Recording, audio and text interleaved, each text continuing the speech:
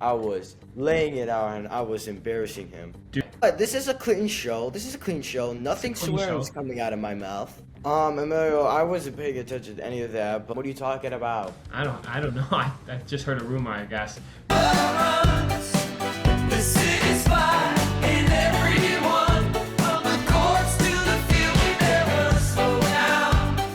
Welcome in, your Detroit now. Welcome back to your Detroit Now. We got an exciting show ahead of us, talking Red Wings, Pistons, Lions, college hoops. But Musa, we're not in the suits today. We're not in the shoes. We got our sponsorship in a while. It's been a while. It has been a while. Today's sponsorship is Powerhouse. Not any Powerhouse, the largest powerhouse in the world. Powerhouse at Partridge Creek. A special thanks to Powerhouse. We're going to play their video right now.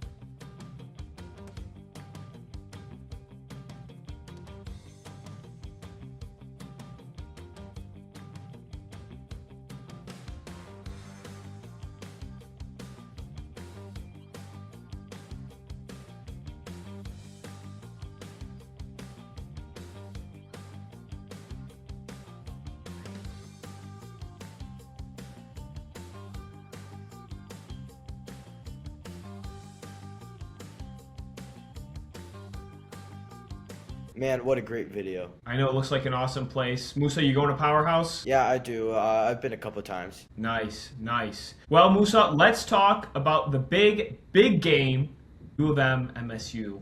You have no idea. I was at his house, and you have no idea how much. You have no idea how much talk I was talking to him. I was laying it out, and I was embarrassing him. Dude, it was bad. MSU was totally flat the first half, weren't they? Yeah, they were totally half. But MSU is actually a second half team, so I think you can't blame you guys. That's true. Musa, why don't we talk about game leaders and team stats? Oh, sorry. Jackson Lendenberg, 26 points, 6 for 13 on field goal, 3 for 15 on free throw. Our point leader was Jeremy Fierce Jr., 31 points, 9 for 20 on field goal, 12 for 14 on free throw. Jackson Lendenberg, 12 rebounds, 6 defensive, 6 offensive. Cohen Carr, 7 rebounds for the Spartans, 6 defensive, 1 offensive. Elliot Cadeau, 6 assists, 2 turnovers, 30 minutes. Jeremy Fierce Jr., 2 turnovers, 35 minutes, 7 assists. Let's head over to the team stat. When it came to field goal percentage, Spartans were 37%, 22 for 60. We were horrible. Nothing was going in. See, most of the game, I missed the first 10 minutes of the second half.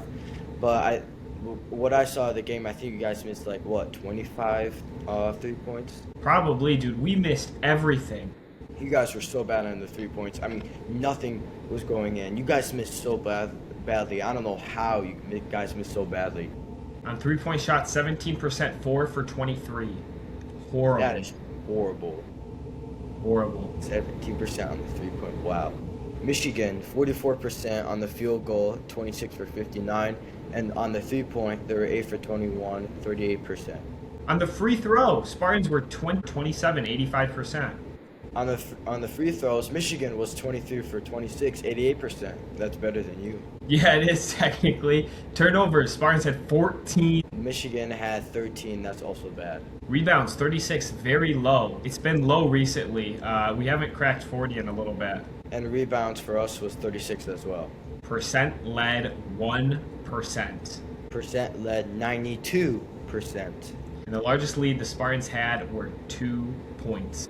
The largest lead Michigan had was 18 points. Spartans' biggest win probability got to 56.9, and that was late in the second half. This was when the Spartans officially took the lead. Not too happy with how this game went, Musa. We came out flat. I thought we weren't ready. I thought you would scored early, and they were a lot more prepared. We saw Dusty May get out there and really rile up the crowd and get them going a little bit. I saw the game. Promise you, I thought Tom Izzo was gonna die. This is the Tom Izzo we see when the team is not performing at the level we know they're capable of. And I told you, Emilio, I told you the biggest thing we need to win is get Tom Izzo frustrated. That's exactly right. You called it. You said that's how the Wolverines can win this game. Well, Musa, I think that means I'm going to have to wear the U of M shirt for sure. But there's still a chance you have to wear it right before March Madness. But that'll be at Ann Arbor, so it'll be a little bit of a home field advantage, or court field Absolutely. advantage. Absolutely it will, but it didn't help the Spartans, so hopefully it won't help you guys. Musa, we got a little carried away with the U of M MSU game, but let's jump back a game. Tell us about what we missed. Yeah, we missed, actually, this was probably our best win, besides you guys, but this is our best win against the Nebraska Cornhuskers, number 5 in the country.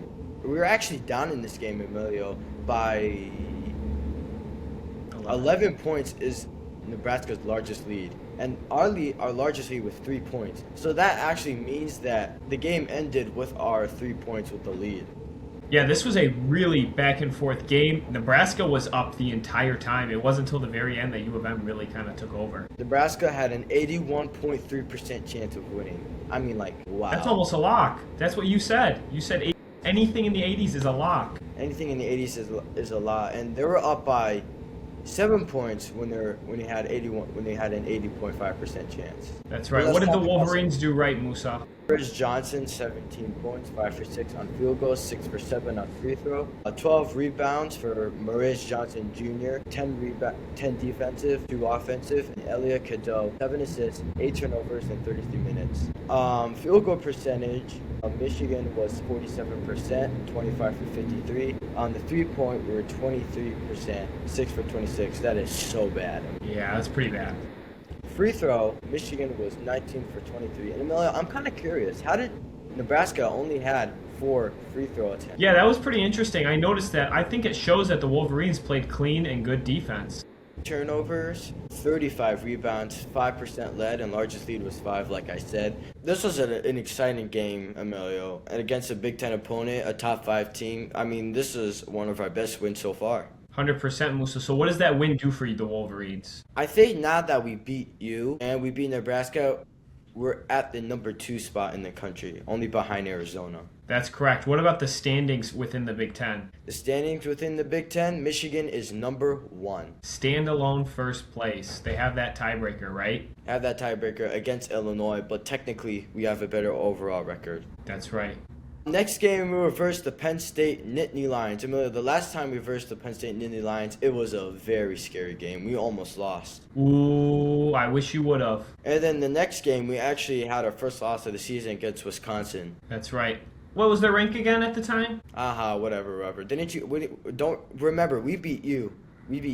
Yeah. And you guys lost to Nebraska. So what? Let's head over to MSU, Musa. Yeah, let's head over to the bum college. Whoa, those are fighting words, Musa. Wait until the second game of the season. Wait Sorry. till we play you again. I should have been more respectful. I should have said little bro college. Whoa, Musa, what's with the attitude today? But this is a clean show. Nothing It's a clean swearing is show. coming out of my mouth. That's true. Musa, let's talk about our game against Rutgers. Right before we played the Wolverines, we played Rutgers. Musa, this was probably the best win of our season. We were down the entire game. Rutgers was in the lead 80% of the time. Rutgers' largest lead was 12 points. It wasn't until 11 seconds left in the game that MSU tied it up with Divine Ugochukwu, who makes a 24-foot three-pointer to tie it up, sends the Spartans into overtime, where obviously they would eventually win with an 8-point win. However, let's talk about the game leaders. Jeremy Fierce Jr., 29 points. Carson Cooper, 14 rebounds. Jeremy Fierce Jr., 9 assists. Field goal percentage for the Spartans, 49%. Musa, we just can't crack that 50 number. We've been really playing poor when it comes to shots, and just stuff's not falling in for the Spartans. 36% on the three-point percentage, 92% free throw, very impressive. 15 turnovers, horrible. 45 rebounds, pretty good. 16% of the game, the Spartans were up. That is mostly overtime. And the largest lead the Spartans got was 9 points. Probably, Musa, our best win of the season came right before that U of M game, and it didn't do anything for us at all. Emilio, I wasn't paying attention to any of that, but actually I was kidding. But one thing I heard was you guys said this is the best win of your entire season. Probably. Embarrassing thing ever. Rutgers is an unranked team. They have a negative record, and you guys were down the entire time late in the fourth quarter. Why are you celebrating? It's our best win. I'd say it's our most important win. It's our best win. Hey, you guys have a record against unranked opponent. What's your record this season against unranked opponents, Musa? Unranked opponents, we only lost one. Yeah. We haven't lost to an unranked opponent yet. You lost to us. Are you unranked? We're not unranked, but I'm saying we're better than you. We're still in the top 10, Musa. We're a top 10 school in the I country. don't know how you're We've still in the lost to 0 unranked teams. How many unranked teams have you lost to? Yeah. Didn't you guys lose to Duke? Yeah, you did. I don't know why it says 19-2. Number 4 team in the country, Musa. Yeah, Musa, our losses are actually pretty good, though. Number 4 Duke. Number 5 Nebraska. Number 2 UofM.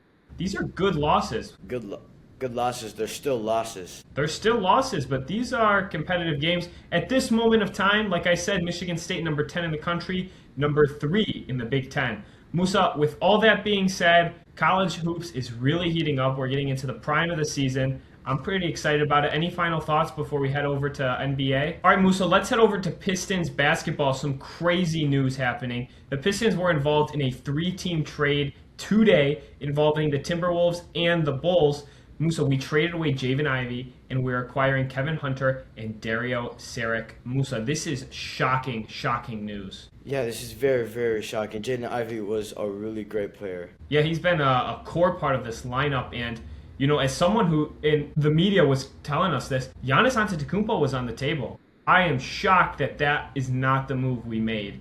Obviously, Golden State is the front runners to get him, but we made a move with Jaden Ivey and it didn't involve Giannis. As a Pistons fan, I'm a little shocked and concerned.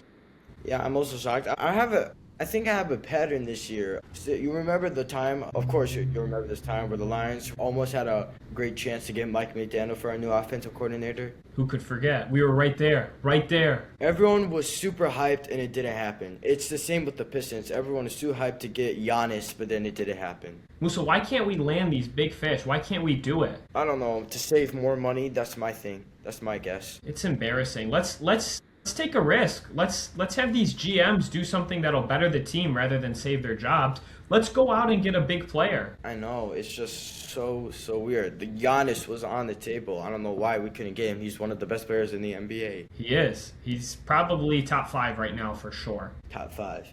All right, Musa, let's talk about what's happened in the most recent game. The last game we talked about was against the Sacramento Kings. Let's talk since then we've played the Nuggets, Suns, Warriors, and Nets. Currently, at the time of recording, we're playing the Nuggets again. Let's start with that Nuggets game, 109-107. Pistons win.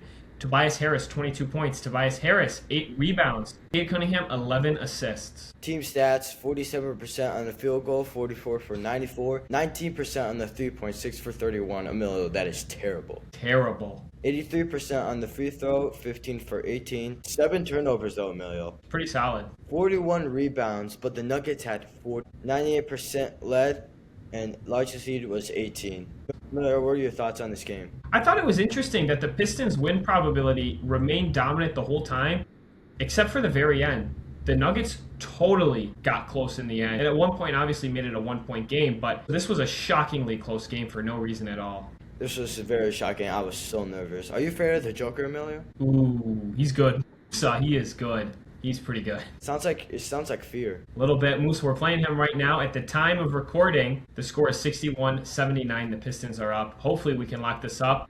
Musa, let's head over to our next game against the Suns. I don't know how we lost to this team. I'm just saying, we're way better than the Suns. We got destroyed, 96-114. I wouldn't say destroyed, but we got you know what I mean. 114-96, that's bad. We got embarrassed, for sure. Embarrassed. And Dylan Brooks had 40 points. Not 14, 40. We couldn't stop this guy. God. 13 for 22 on field goal, 10 for 12 on free throw. Should we call him our player of the week? Is that allowed? Is he allowed? We probably shouldn't. I think it's allowed, technically. We make the rules. Producer Chris says it's allowed, but I'm not going to do it. He's pretty good, though. We couldn't stop him. I'm not going to call him my player of the week, too. Let's talk about the Pistons. Musa, how did Cade do? Cade, 26 points, 8 for 22 on field goal, 8 for 10 on free throw. Jalen Duren, 13 rebounds, 9 defensive, 4 offensive. Cade Cunningham, 7 assists, 2 turnovers, 34 minutes. Emilio, why don't you head us over to team stats? Sure thing, Musa. Field goal percentage, 43%. 3-point percentage, 21%. Free throw percentage, 76%. Turnovers, 9. Rebounds, 37%. Led, 1%. And the largest lead the Pistons got were 2 points. The largest lead the Suns had were 21 points. Musa, how is that possible? How is it a close game for the first 15 seconds, and then after that the Suns are like so dominant? That's just like you're falling off. That's how I don't know what happened. I didn't even see this game. I don't know what happened. I didn't even see this game. Was it your bedtime? No, it wasn't my bedtime. This wasn't even a late game. I don't know, Musa. Who knows what's going on over there? It's a 9 p.m. game. Eastern. I thought bedtime's 10:30. Bedtime's not 10:30. I don't have a bedtime. What are you talking about? I don't know. I just heard a rumor, I guess. Musa, let's head over to the next game. Musa, who did we play after the Suns? We played the Warriors. Game leaders against the Warriors. Cade Cunningham, 29 points. Jaden Duren, 13 rebounds. Your assist leader was Cade Cunningham with 3 turnovers in 35 minutes. Musa, how did we do on the team stats?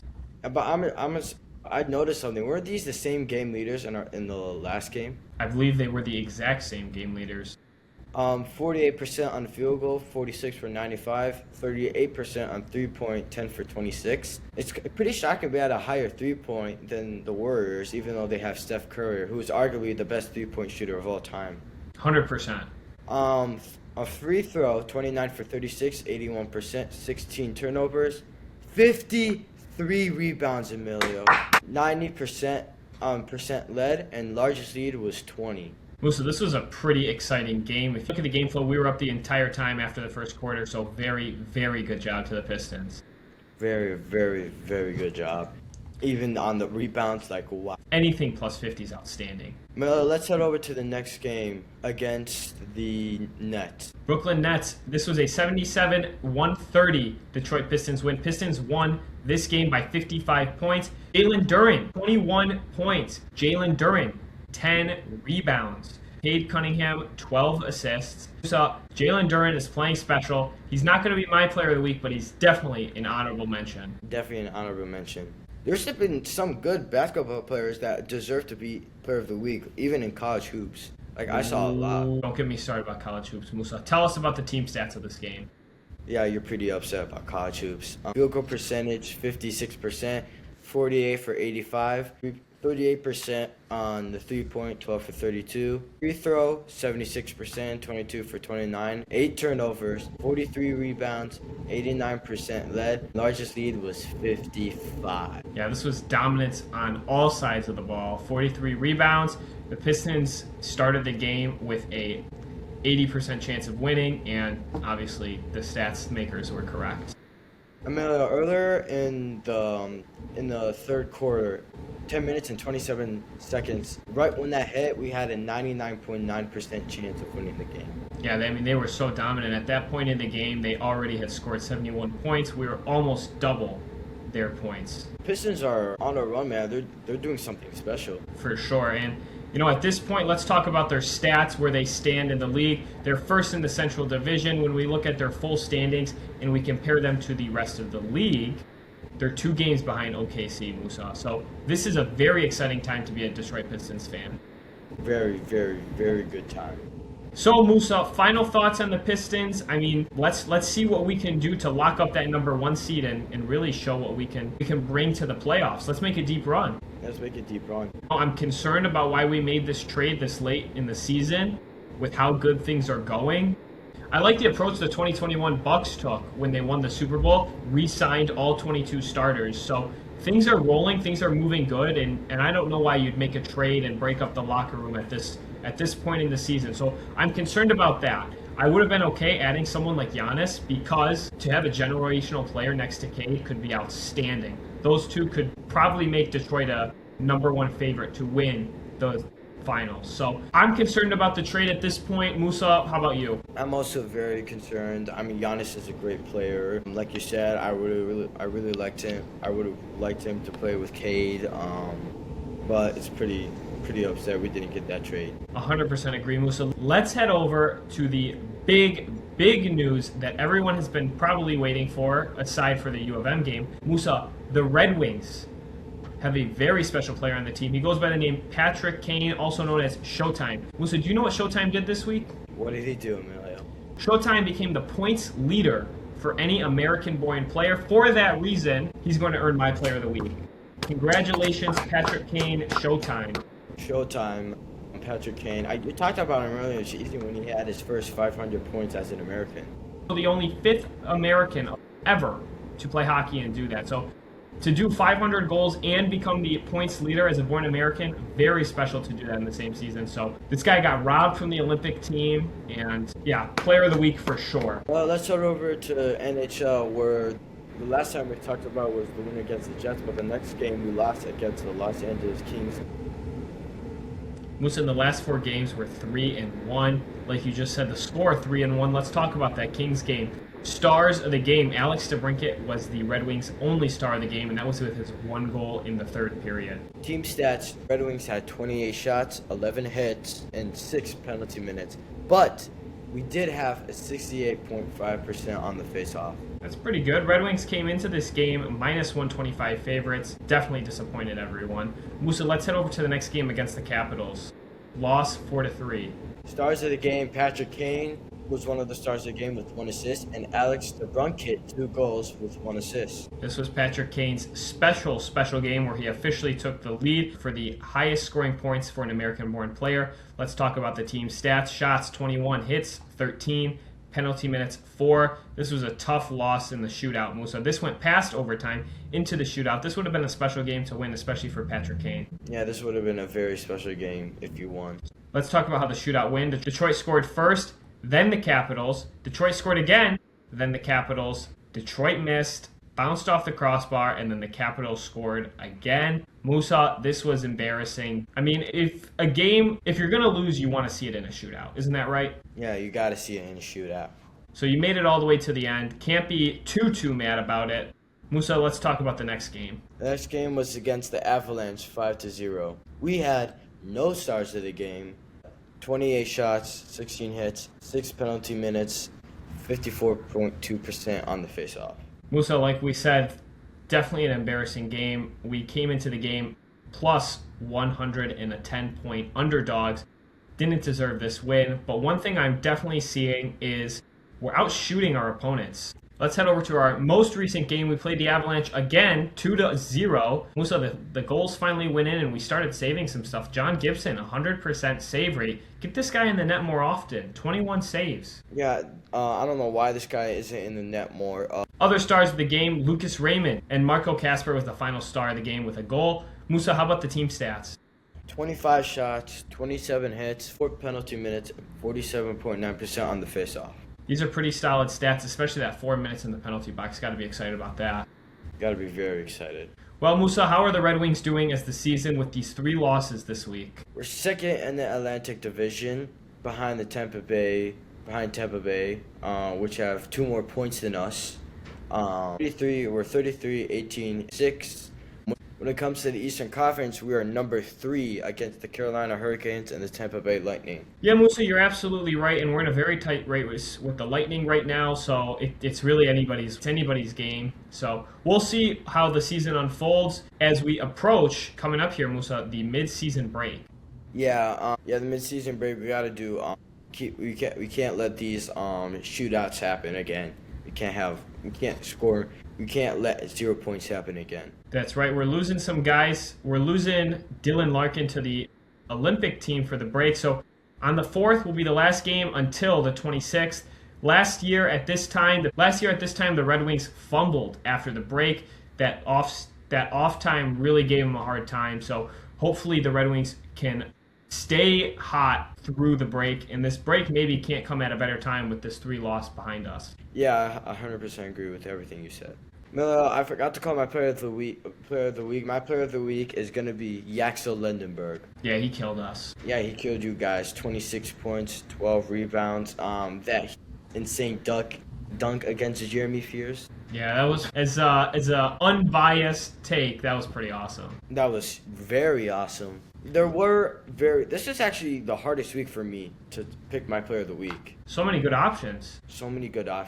You had Kate Cunningham, Jalen Duren, Tobias Harris, Elliott Cadu was another one for me, and Maurice Johnson was another one for me. But I thought Yuxta Lindenberg played the best out of all of them. Yeah, it's definitely a good problem to have too many guys to pick just one. Yeah, you're right. All right, Musa, producer Chris is screaming at us. We got to head to the phones. Musa, first question comes from Josh in Clarkson. Josh wants to know, this is back-to-back weeks for Josh. Josh wants to know, who's your Detroit Now rooting for in the Super Bowl? I don't like that question. That's really hard for me to choose. I'll go... Yeah, I don't know. I think the Seahawks are definitely going to win.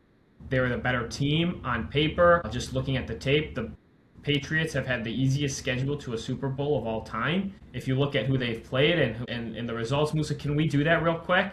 Let's look at these. Let's look at the Patriots' schedule. Yeah, I feel like they lost in Week 1 against the Raiders. I don't know how they made the Super Bowl after that. The team that has the number 1 pick in the NFL draft, and you lose to them Week 1. Yeah, let's look at their schedule. If we start at Week 1, they lost to the Raiders. Okay, then they beat the Dolphins, fired their head coach. Lost to the Steelers, their head coach stepped down. Beat the Panthers, they're the Panthers. Beat the Bills, Bills fired their head coach. Beat the Saints, Saints fired their head coach. Beat the Titans, Titans fired their head coach. Beat the Browns, Browns fired their head coach. Beat the Falcons, Falcons fired their head coach. Beat the Bucks, Bucks choked a playoff chance. Beat the Jets, is that really even worth mentioning? It's the Jets, right. Beat the Bengals, a team who probably could go The worst defense in the NFL, come on. The worst defense. Probably. Beat the Giants, fired their head coach. Lost to the Bills. That was probably their best game of the season, and they lost. Is that a fair assumption? Is that a fair take, Musa? Mm-hmm. Beat the Ravens. Ravens fired their head coach. Beat the Jets. Like we said, they're the Jets. They're the Jets. Beat the Dolphins. Fired their head coach. Beat the Chargers. Justin Herbert is 0-4 in the playoffs. Beat the Texans. Texans, CJ Stroud threw 4 interceptions. Beat the Broncos. Broncos had Jarrett Stidham. Did I prove my point here, Musa? You 100% proved your point. They had the easiest way to the Super Bowl. It actually would be more embarrassing if they didn't make it to the Super Bowl. That's what I would have to say. I think that proves my point, Musa. Easiest schedule to a Super Bowl. I think the Seahawks got this one. I think the Seahawks. But it's kind of weird to see Sam Darnold's the only one in his draft class to make it to the Super Bowl, even though that draft class was filled with Lamar Jackson, Josh Allen, Baker Mayfield, and all those guys. So had you asked me in the 2018 draft which of those quarterbacks would make it to the Super Bowl first, I probably would have said Lamar Jackson. Really? I probably would have then said Josh Allen, then Baker Mayfield. I would have not guessed Sam Darnold. But honestly, good for him. The guy that turned to seeing ghosts is going to the Super Bowl. Well, I like that, Musa. All right, Musa, let's stay on topic with the Patriots. Our next question comes from Luke in Clarkston. Luke wants to know, how do we feel about Robert Kraft and Bill Belichick not making the Hall of Fame? I feel like that was the biggest snub of all time. Well, that's a highway robbery. Bill Belichick is arguably the best, if not one of the best, if not the best coach in NFL history. 8 Super Bowls, 6 as a head coach, 2 as an assistant, and not make the Hall of Fame. It's actually extremely embarrassing for the Hall of Fame. And I'll also say this about Robert Kraft. Since Jerry Jones made the Super Bowl, can we agree that Jerry Jones deserves to be in the Hall of Fame, first of all? Jerry Jones. I think so. I think he deserves the Hall of Fame. He's done so much for the game. He's an ambassador for the game. Can we agree he deserves to be in the Hall of Fame? I think the last 5 years he's done a terrible job. Yeah, the last 5 years I would agree to that. But his career, his legacy in the NFL is definitely there. So bear with me. I'm going to agree with that. If you look at the last time Jerry Jones made the Super Bowl, the Patriots have made the Super Bowl 3 different head coach quarterback combinations. Bill Parcells did it, Bill Belichick did it, Mike Vrabel did it. Musa, how many Super Bowl rings does Robert Kraft have? He won 6 Super Bowls. Exactly. So that alone should be enough to get you into the Hall of Fame. And 8 also should get you enough to get to the Hall of Fame. 100%. So these guys were robbed. This has got to be the worst decision of all time. For sure. I mean, like, why they do it? I don't know why Robert Kraft a reason, but I think Bill Belichick is because all the cheats he did. Probably the same reason, but still, this is a robbery. If I am the Patriots, I'm asking for all of my merchandise that I've donated to the Hall of Fame. I'm asking for it back. Get it back in the building. I agree. All right, Musa, well, that's all the time we have. Before we go, Powerhouse was nice enough to hook up some of our fans. Musa, Powerhouse is doing a giveaway through Your Detroit Now. All you have to do to win is follow Your Detroit Now on Instagram and follow Powerhouse Partridge Creek on Instagram, and you will automatically be entered in a giveaway. And Musa, the prize is a couple of these awesome Powerhouse t-shirts. Yeah, I might wear these for tomorrow. I don't care if it's school tomorrow. I'm wearing this tomorrow. You should, dude. These look good. You should wear that too. I definitely will. Oh, I definitely will. So, Musa, all you have to do to win, like I said, Instagram, follow both Your Detroit Now and Powerhouse, and obviously subscribe to this channel. If you want to be like Luke and Josh and ask questions on the show, there's a Gmail in the description. That's how Luke and Josh and others previous were able to do it. Send us an email. We'll answer it on the show. Thank you so much for watching. Please subscribe. Come watch our next video. And this is Your Detroit Now.